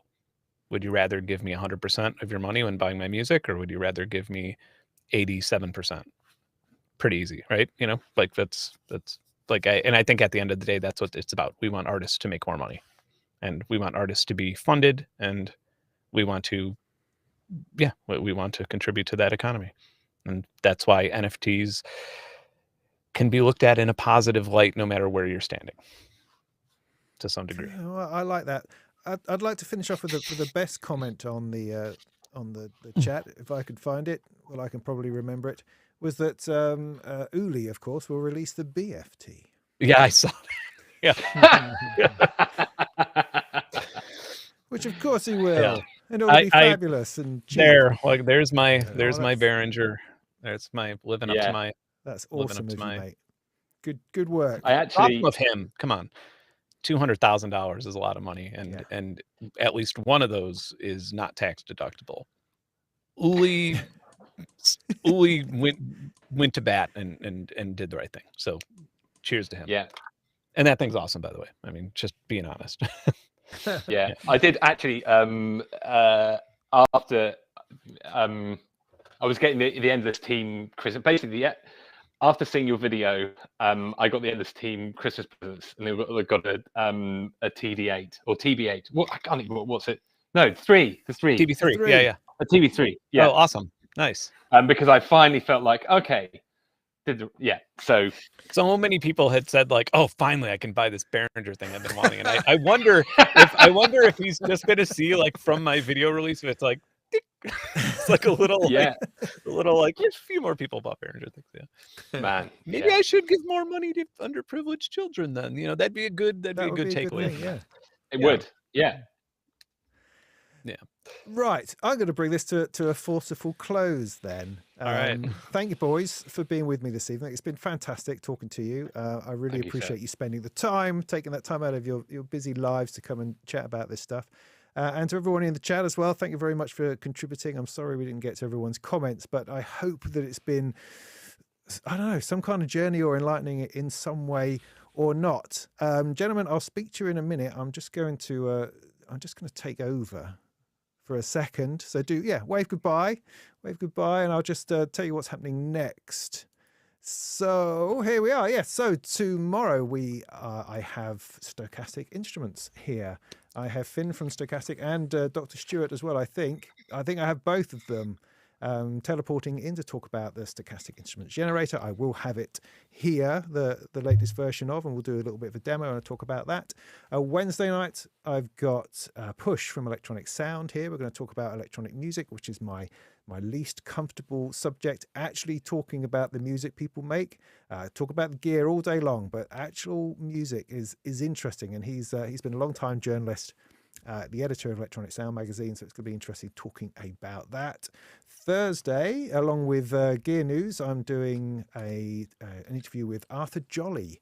He is the mastermind behind Rico Synth in Brazil, makes these fantastic boutique synthesizers that I just adore, and so I'm thrilled to get to talk to him. But that won't be on my channel, it will be on the Gear News Twitch channel, and I will send out information about what that means nearer the time. And then Friday, I don't have it to hand, we're going to build the Erica Synths DIY VCO together, so that'll be fun. And if you were planning to do that, do get hold of a breadboard if you can. They only cost about $10 from Amazon. Just stick in breadboard and get the one with all the holes in, not the one that comes with the bread. And we can build this thing together, put the components in, and try that out on Friday. That should be fun. So that's this week. Next week I've got Noire Blank V, Stephen coming in to chat. Yay. Yeah, I've got Thea Flowers from Winterbloom. Going to talk about her modules. What else have I got? Oh, I've got Modal Electronics. Philip coming in for that. And I've also got, I'm playing live. Oh, yeah, that's the other thing. Open mic night next Thursday in Norwich. So that should be just a riot. That's never going to work. But so I'll be live streaming that. So that'll be fun. So that is my 2-week crazy No-NAMM live stream bonanza. If I can still be awake by the end of it, that'll be a bloody miracle. So thank you very much for tuning in. We'll see you soon, I hope. Just give us a minute to close all the streams and have a good night. And, in the meantime, go make some tunes. No, that's the wrong one. That's the wrong one. This one. There we go. Good night.